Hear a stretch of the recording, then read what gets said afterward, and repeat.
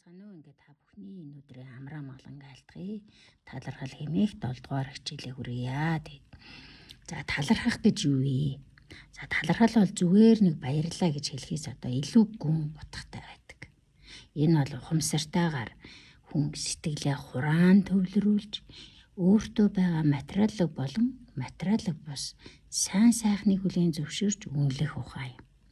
Талархал бол хүнд үед ч гэрлэгийг олж харах ухаан. Талархал бол уйтгар гунгийн утга учрыг тунгаах хүч юм аа. За тиймээс бид одоо талархах шаардлагатай байна. За тэгвэл талархсны ач холбогдол танд яаж ирэх вэ? За нэгдүгээр талархал нь үнчин тархины үйл ажиллагаа болон бодисын солилцооны эргэлтийг одоо идэвшүүлж стрессийг бууруулдаг. За үнчин тархин өөрөө ямар үүрэгтэй эрхтэн байдг вэ гэхээр одоо тархины доод хэсэгт байрладаг энэ биеийн температур, хоорны дуршил, бие өсөлт, бойжилт, нойр зэргийг зохицуулдаг юм даавруудын ялгаралтыг идэвхжүүлэх зогсоох зэрэг юм үйл ажиллагаа хариуцдаг. Мөн үнчин тархин одоо хамгийн чухал нь одоо аз жаргал буюу энэ сэдэлтийн даавруулах дофаминыг одоо ялгаралтын дэмждэг. Тэгэхээр дофамин гэж аз жаргалын одоо дааврыг одоо ялгаралтыг үнчин тархи хариуцдаг байна. Тэгэхээр бид талархснаар үнчин тархины үйл ажиллагааг идэвхжүүлж аз жаргалын даавруулах дофамины ялгаралтыг дэмждэг байна. Хоёрдугаарт талархах сэтгэл зүй физиологид бол эргээр нөлөөлж альва асуудлыг одоо ухаалгаар шийдвэрлэх, бат бөх харилцааг үүсгэх, аз жаргалтай амьдралын юм ундраг болохыг эрдэмтэд тогтоосон байдаг. Талархаж сурснаар хүн зөвхөн өөрийн төдийгүй бусдын, байгаль, дэлхийн бүхий л одоо тэр зүйлсийн сайн сайхныг анзаарч эхэлдэг. Тэгэхээр бид одоо өдөр тутамдаа талархах шаардлагатай болдог. За талархах энэ дадлыг бид нэр өдөр тутамдаа бий болгох шаардлагатай байгаа юм. Яагаад гэвэл ийм ач холбогдолтой болохоор. Яагаад гэвэл бид өөрийн төдийгүй бусдын байгаль дэлхийн сайн сайхныг анзаарч сурах хэрэгтэй учраас. Яагаад гэвэл бид аз жаргалын дааврын ялгаруултыг дэмжихийн тулд бид талархах дадлыг өөртөө өдөр тутамдаа бий болгож байгаа юм. За дадал гэдэг бол бид өдөр тутам хийх ухамсарт бус юм хэвшил. Тэгэхээр талархлын дадал гэдэг нь бидний одоо сэтгэл, бодол, үйлдэлд одоо эерэг хандлагыг суулгаад тэгэд автомат байдлаар энэ сайн сайхан зүйлсийг нь анзаарах чадварыг маань хөгжүүлж байдаг. Тэгэхээр зэрэг бид энэ талархах дадлыг суулгаснаар одоо өөрсдөндөө одоо талархлын ач холбогдлыг бий болгох нэ. Тэгэхээр талархах шалтгааны тухай одоо дэлхийн олон оронд бестселлер болсон The Secret гэдэг номонд өгүүлсэн байдаг тийм. Юу гэж өгүүлсэн байдаг вэ гэхээр та таталцлын хуульд итгэдэгч бай, итгэдэггүйч бай. Танд үргэлжид одоо энэ таталцлын хууль үйлчлсээр байдгаа гэж энэ номонд бичсэн байдаг. Жишээлх юм бол таталцлын хууль бидэнд яаж үйлчилдэг вэ? Тэ жишээлх юм бол талархал дээр жишээ авъя л да. За баярлалаа гэдэг үгийг та хэлж байхдаа хүссэн зүйлийг хэдийнэ авсан мэт тийм дохиод долгионыг огторгүй ертөнцид илгээж байдаг байна. Яг энэ дохиог илгээснээр таны амьдрал өөрчлөгдөж таталцлын хуулиар та хүссэн зүйлээ өөртөө татаж чаддаг. Тэгэхээр дэлхийн олон одоо мундаг одоо тэр бумтнууд те олон мундаг энэ дэлхийн оддууд одоо энэ таталцлын хуулийг одоо маш их ашигладаг. Амьдрал ахуйдаа хэрэгэлдэг. Ингэснээр сайн сайхан зүйлсийг амьдралдаа дуудаж бүтээж байдаг. За талархлаа илэрхийлэх нь эрүүл мэндэд тустай.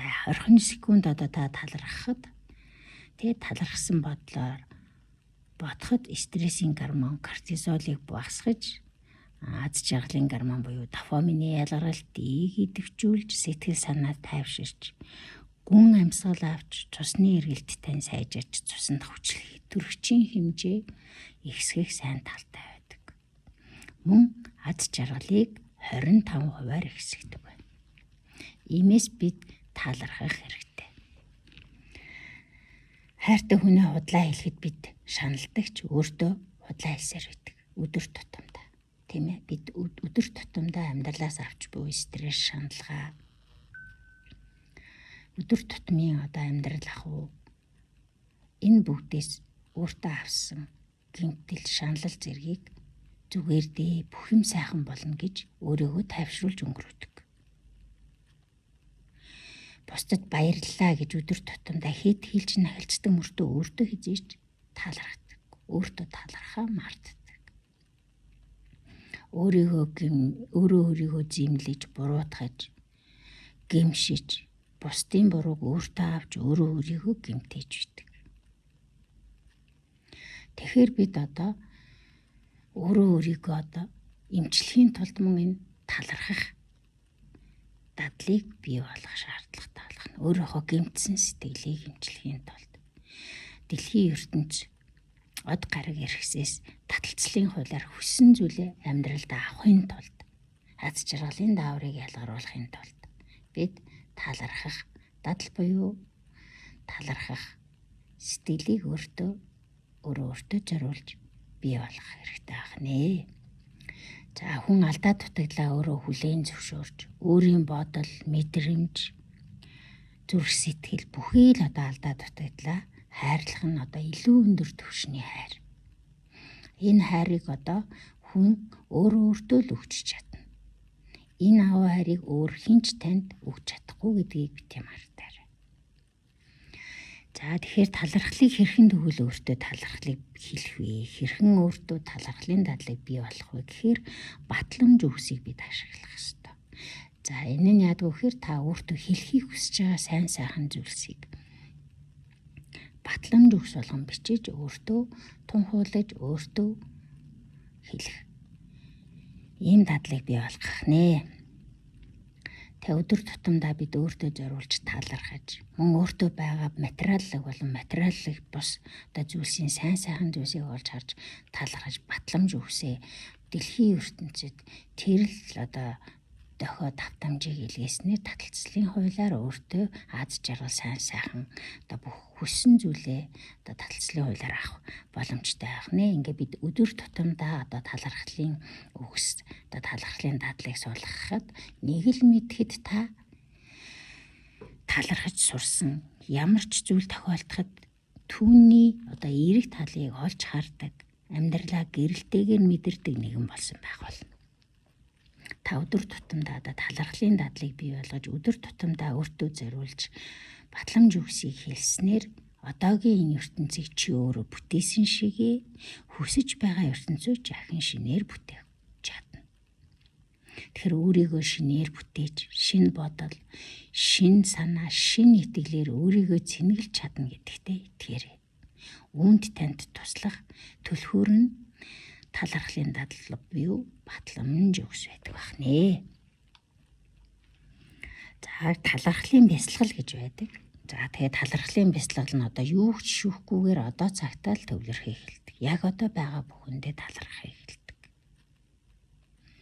Яг танд байгаа материаллык болон материаллык бус зүйлсэд талархах.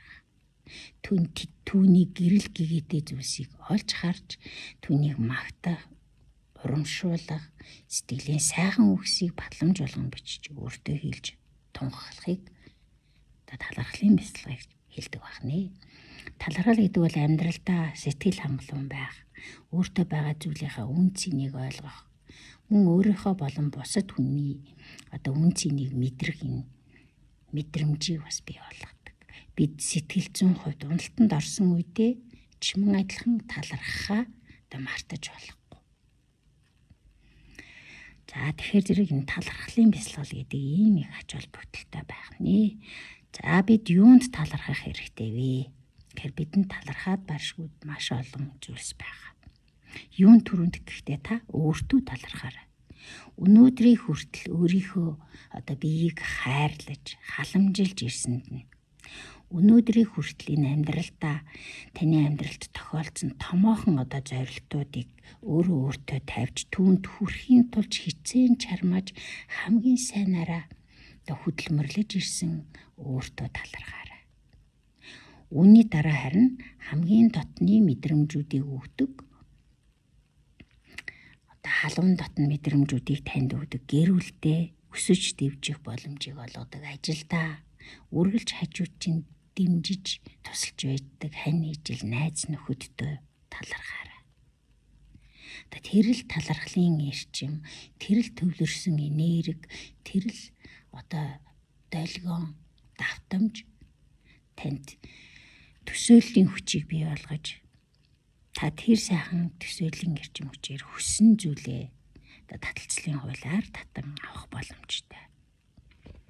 Тэгэхээр талархал дээрээ төвлөрч, талархал дээрээ энергийн хуримтлуулж хүссэн зүйлээ биелүүлснээр одоо төсөөлөн бодож батламж үсийг бичиж дэлхийн ертөнцид илгээхээр ингэснээр та хүссэн зүйлээ амьдралдаа авах боломжтой. Дахин нэг удаа хэлье. Та талархал дээр төвлөрч, талархал дээр энергийн хуримтлуулж, хүссэн зүйлээ биелснээр төсөөлөн батламж үсийг бичиж дэлхийн ертөнцид илгээхээр энэ батламж үсийг та өөрийн амаар хэлж, таны хэлсэн тэр үг үсэг аваад долгионы давтамжийг оторгоо дэлхийн ертөнц биелсэн мэтээр хүлээн авч тэр долгион таталцлын хуулиар таны хүссэн зүйлийг энэ амьдралд тань бий болгох болно.